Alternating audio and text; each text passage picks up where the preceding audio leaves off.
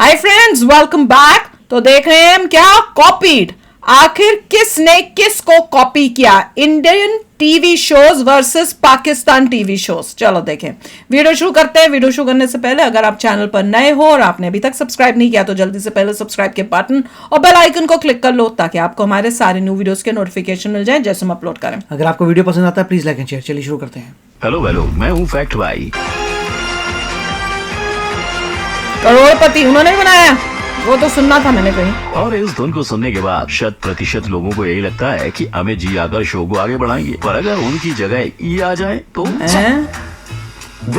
फिर यही है पाकिस्तान के रियलिटी शो की रियलिटी, जहाँ पहले इंडिया शो निकालता है और पीछे पाकिस्तान दौड़ा चला आता है। और जब पीछे से शो निकलने के बावजूद हंसना मना है को लोगों ने कपिल शर्मा की कॉपी करार दिया तो शो के होस्ट से बिना जवाब दिए रुका नहीं गया। मगर इस जवाब के लिए ही नहीं, आज आपको पाकिस्तान के बिग बॉस देखने के लिए भी थोड़ा इंतजार करना पड़ेगा, क्योंकि यहाँ भी एक भाईजान है जो बादशाह सलामत के नाम से जाने जाते हैं। तो चलिए देखते हैं कि आज के रियलिटी शो मुकाबले में कौन ले जाएगा बाजी। नंबर 1, मुकाबला। एक क्रिकेटर को कब रिटायर हो जाना चाहिए? 34 साल के बाद, 35 साल के बाद या 39 साल के बाद? क्योंकि शोएब मलिक 41 साल के हो चुके हैं, फिर भी पाकिस्तान के लिए T20 खेलना चाहते हैं। और तो और इनसे पाकिस्तान के लिए क्रिकेट को छोड़ पाकिस्तान का रियलिटी शो होस्ट कराया जा रहा है। जी हाँ, और द अल्टीमेट मुकाबला रियलिटी शो बिल्कुल इंडिया के रोडीज से मेल खाता दिखाई देता है, जहाँ कंटेस्टेंट से मुश्किल टास्क करवाए जाते हैं। लेकिन जहाँ इंडिया के शो में आम जनता आती है, वहीं पाकिस्तान के इस शो में पाकिस्तान के बॉक्सर, फिटनेस ट्रेनर और सेलिब्रिटीज आते हैं। इतना ही नहीं, इस शो में अब्दुल रज़ाक जैसे बड़े क्रिकेटर ने भी हिस्सा लिया था। नंबर 2, क्या आप बनेंगे करोड़पति? ये नाम किधर तो सुनहरा लगा रहा और लगेगा ही, क्योंकि क्या आप बनेंगे करोड़पति? कौन बनेगा करोड़पति? कार्बन कॉपी है। इंडिया ने KBC 3 जुलाई 2000 में टेलीकास्ट किया और इसकी सक्सेस देखकर पाकिस्तान ने इसे 2002 में बना डाला। बोले तो फॉर्मेट से लाइफ लाइन सब कुछ KBC की निकल निकली। लेकिन सिर्फ ये शो नहीं, KBC से इंस्पायर होकर हमारे पड़ोसियों ने अलिफ लाम मीम नाम का एक शो भी बनाया था, जिसमें इनाम सिर्फ पैसों में नहीं, उम्रा और हज जाने और 15वें सवाल का सही जवाब देने पे एक घर के तौर पे मिलता था। और शो की सबसे बड़ी खासियत ये थी कि देश दुनिया के जीके का नहीं, इसमें इस्लाम से जुड़े नॉलेज का इम्तिहान होता था। 2011 में आए इस शो के काफी एपिसोड आपको YouTube पे मिलेंगे, पर पाकिस्तानी पॉप आइकन जुनैद जमशेद के इस शो के दूसरे सीजन के चर्चे न YouTube पे है न ही गूगल पे। नंबर 3, थोड़ा खाना पीना हो जाए। पाकिस्तान को हराने तो इंडिया के जूनियर्स ही काफी हैं, क्योंकि जब पाकिस्तान का master chef Asian television award तक पहुंचे तो उसे इंडियन जूनियर मास्टर शेफ के आगे घुटने टेकने पड़े। और क्यों ना हो, पाकिस्तान के कुकिंग शो है ही इतने फनी। जहां इंडिया के मास्टर शेफ में कंटेस्टेंट ऑडिशन के लिए खुद खाना पकाते हैं, वहीं पाकिस्तान के मास्टर शेफ होटल की बनी बिरयानी लेकर आ गई। तुम मेरे एरिया में जो सबसे अच्छी बिरयानी थी मैं वो ले आई।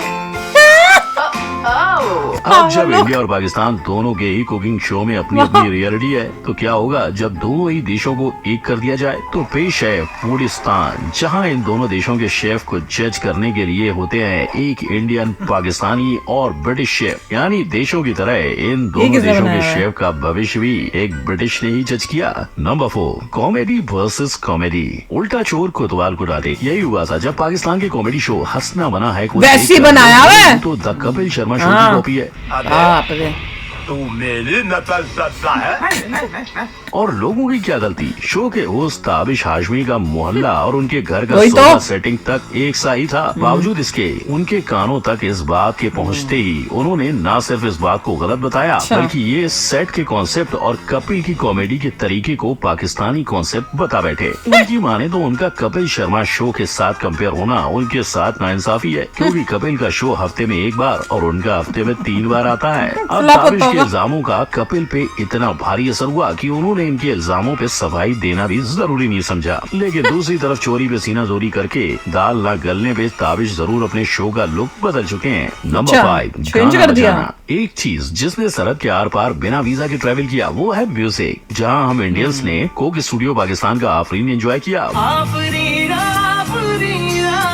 लेकिन जहां पाकिस्तान के कोक स्टूडियो ने अपने 14 सीजन्स निकाल लिए हैं, वहीं हमें इंडिया के सिर्फ 4 सीजन दिखाई दिए थे। लेकिन आखिर ऐसा क्यों? पहला रीजन है दोनों देशों का म्यूजिक। जहां पाकिस्तान के कोक स्टूडियो ने अपने रीजनल और अनजाने आर्टिस्ट निकाले, वहीं कोक स्टूडियो इंडिया ने बॉलीवुड पर फोकस किया। दूसरा, दोनों ही कोक स्टूडियो का सेट डिजाइन। हर साल आपको पाकिस्तान के कोक स्टूडियो में कुछ नया मिलेगा और वहीं इंडिया की साइड से कुछ नया नहीं हो पाया। और तीसरा, इंडिया का गायब हो जाना। जी हाँ, अगर आप कोक स्टूडियो इंडिया के YouTube पर जाएंगे तो आपको आखिरी और अभी के वीडियोस में 6 साल का गैप दिखाई देगा। पर हाँ, हाल ही में कोक स्टूडियो इंडिया ने अपने आप को कोक स्टूडियो भारत करके कमबैक कर लिया है। नंबर 6, बड़े मियाँ छोटे मियाँ। इंडिया और पाकिस्तान को आजादी एक साथ मिली थी, पर इंडिया पर बिग बॉस का जुल्म 17 साल का और पाकिस्तान में बिग बॉस के छोटे भाई तमाशा का जुल्म सिर्फ 2 सीजन का। बड़ी नाइंसाफी है, पर 16 साल बाद आए पर दुरुस्त आए। अब इंडिया में बिग बॉस का चेहरा बॉलीवुड के भाईजान मिस्टर सल्लू भाई है। वहीं पाकिस्तान में इस शो के होस्ट की जिम्मेदारी अदनान सिद्दीकी ने उठाई है। और बस इसके अलावा इस शो के रूल्स हो या कंटेस्टेंट की कैटेगरी, सब कुछ आपको इंडिया ने रखा और पाकिस्तान ने उठाया मिलेगा। नंबर 7, बनाना ना दोबारा।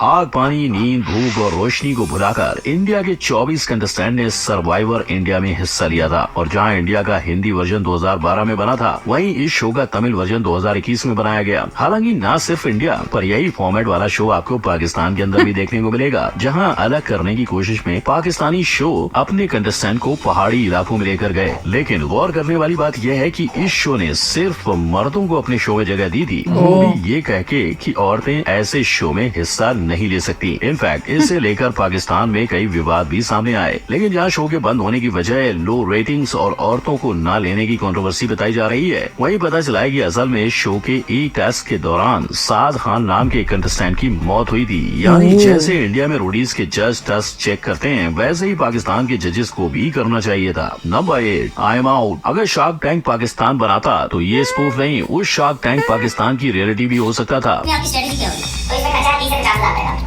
पर इंडियन आइडल से लेकर इंडियाज गॉट टैलेंट कॉपी करने के बाद शायद उनके पास शार्क टैंक का बजट नहीं बचा और माना कि ये बिजनेस रियलिटी शो हमारा ओरिजिनल नहीं, शार्क टैंक अमेरिका देखकर आने वाला आइडिया था। लेकिन उनके 15 सीजन के मुकाबले इंडियन शार्क टैंक की एक चीज बिल्कुल असली थी, शार्क टैंक पे बने मीम्स, जिन्हें देखते देखते 2 सीजन और 106 करोड़ की इन्वेस्टमेंट का कोई पता ही नहीं चला। लेकिन कोई रियलिटी शो हो ना हो, पर पाकिस्तान की गवर्नमेंट ने हाल ही में पाकिस्तान इनोवेशन फंड प्रोग्राम के चलते शार्क टैंक जैसा ही कुछ किया था। उन्होंने 1000 कैंडिडेट्स में से 95 कैंडिडेट्स को शॉर्ट लिस्ट करके उनमें से 60 बेस्ट पिचेस को 20 मिलियन रुपीस देने का तय किया, जिससे पाकिस्तान की डूबती इकोनॉमी को झटका लगे और वो फिर से जाग उठे। हालांकि उनकी इकोनॉमी टस से मस होती नजर नहीं आ रही। नंबर 9, टैलेंट का खजाना। इंडिया में जजेस को इम्प्रेस करने के लिए कंटेस्टेंट के ऐसे वाह वाह और ऐसे परफॉर्मेंस देखने के बाद ये तो तय है कि इंडिया में टैलेंट की कोई कमी नहीं है, पर टैलेंट की कमी तो पाकिस्तान में भी नहीं है। बहुत मनुष्य लग रहे हो, मत करो। और यही साबित करने के लिए पाकिस्तान में शुरू हुआ था पाकिस्तान गॉट टैलेंट। एक ही पाकिस्तान talent है स्टार, किसी ने यहाँ डांस किया तो किसी ने गाना सुनाया। से पहली सी मोहब्बत। पर अगर इससे जजेस तो मैं ऐसा गा लूं। बोले लेकिन ये भी फैक्ट है कि आप गाना नहीं गा सकते। तो किसी भी कंटेस्टेंट से बर्दाश्त नहीं होगा। तेरा तो गेम बचाना पड़े। तो इन्होंने भी ऐसा रिप्लाई कर दिया। अरे भाई आप थोड़ा तो सुना देना, आप सिंगिंग जज कर रहे हैं ना, आप सुना दे। और कुछ ने तो इशारों की बजाय सीधे सीधे भी जवाब दे डाला। लेकिन जब एक इंसान अच्छा नहीं गाता सर, तो फिर वो सामने वाले को कैसे बोल सकता है कि वो सही गा रहा है या नहीं गा रहा है? और गानों की बात हो और हम पाकिस्तान आइडल को भूल जाएं, ये तो नाकाबिले माफी होगा, राइट? तो हमारी इंडियन आइडल के 2004 की शुरुआत से लेकर 2023 तक का सफर तो आपको याद ही होगा। पर पाकिस्तान में ये शो एक ही साल चला था, लेकिन इसके लिए उनके बजट को दोष देने से पहले फैक्ट भाई आपको उनकी सिंगर्स के गाने सुना दे। तो पेश है पाकिस्तान की श्रेया घोषाल। पल पल पल हर पल कैसे कटेगा पर, और आतिफ असलम। पहली नजर में क्या जादू कर दिया। आशा है इन्हीं परफॉर्मेंस से आपको शो के बंद होने की वजह पता चल गई होगी। तो भाई लोग, रियलिटी शो की इस जंग में पाकिस्तानी लोगों ने कई बार इंडिया जैसे शो को निकाला है, पर जीत हर बार इंडिया की होती रही है। आपको इस मुकाबले में कौन सा शो टक्कर का लगा, कमेंट में जरूर बताना। लेकिन जाते जाते पाकिस्तान के कुछ बेतुके लॉजिक वाले रियलिटी शो को अगर आप देखना चाहते हो तो फौरन इस आई बटन पर क्लिक करो। वीडियो अच्छी लगी हो तो लाइक, कमेंट, शेयर और सब्सक्राइब करना ना भूलना। मिलते हैं अगली वीडियो में। जय हिंद। इतने मतलब दिमाग से पैदल हैं कॉपी भी ठीक से नहीं कर पाए। एटलीस्ट है ना, कॉपी तो करता है कि पता नहीं चलता असली है कि नकली है वो तो चला के पता चलता। कपिल शो वाले ने तो कमाल किया था, एग्जैक्टली वैसा सेट लग रहा था, और वही आता भी वैसे ही था। हाँ, भी वैसे ही उसे तो था। सीखा था एग्जैक्टली मैं ऐसे ही कैसे करूंगा, कैसे बैठूंगा, कैसे बोलने और ऐसे करने का एक स्टाइल। जमाने में इंटरनेट नहीं था तब चीजें चल जाती थी कि पता नहीं होता था कॉपी किया है, उन्हीं को पता था जो जाके देख के आए हैं, करके आए हैं। इंटरनेट के जमाने में सबको पता है, सब बोले अरे भैया तुमने तो कॉपी किया है। कमाल था, कमाल था। और वो शो जिसमें ये करोड़पति का कॉपी किया पर वो रिलीजन बेस्ड बनाया हुआ, वो देखो कैसे एक जो लोगों का दिखाए थे दिमाग उनके खराब करते करोड़पति हैं। वाले My में God। एक क्वेश्चन क्या था हाँ, कि वो अरेंज द फॉलोइंग अल्फाबेटिकली। अच्छा ये था। पिछली बारी तो कुछ था ना किंडरगार्टन के लिए Apple का पूछ या रहे हैं कुछ क्या? था ना, कोई फोन का भी तो दिखता। ऐसे क्वेश्चन की अरेंज द फॉलोइंग अल्फाबेटिकली।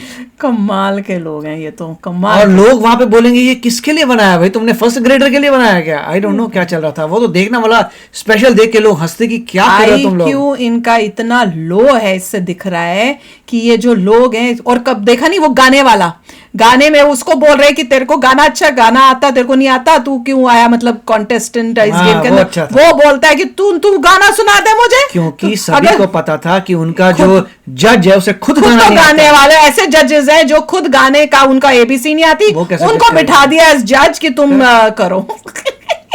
वो लोगों ने सही क्रिटिसिज्म दिया था, एकदम भैया बड़ा- तुमने जो जज रखा है वो खुद गा नहीं सकता, हमें जज करोगे तुम लोग। कमाल है यार, जबकि कमाल। जो भी है मतलब जो कंटेस्टेंट गा रहा था वो तो बकवास गा रहा था, मैं फिर भी उसका पॉइंट सही था कि भैया देखा? तू गा के दिखा दे, तुम तू इतना सिंगर्स भी नहीं गा पाएगा। तुम कोई अच्छे सिंगर्स जो हो जिनमें वो टैलेंट हो उन्हीं को उनको लेके लेके आओ बिठाओ। जज, वही तो। कुछ भी मतलब खुद में भी अक्ल नहीं है और आगे वाले सामने वाले जो लाते हैं उनमें भी अक्ल नहीं है, और एक दूसरे को बेवकूफ बनाने के लिए बैठ के बना दिया, और इसीलिए उनके सारे जो हैं ये सीरियल्स और ये सब फ्लॉप जा रहे हैं। हमसे कॉपी करने चले थे। चलो फ्रेंड्स, शेयर करना अपने थॉट्स, चलते हैं, मिलेंगे नेक्स्ट वीडियो में बहुत ही जल्द। Till then take care and bye bye. तो अगर आप मेरे इस चैनल पे नए हो तो जल्दी से सब्सक्राइब के बटन को हिट करो और बेल आइकन को क्लिक करो, ताकि आपको मेरा जब नया वीडियो मैं लगाऊं आपको उसके बारे में जल्दी से पता चल जाए।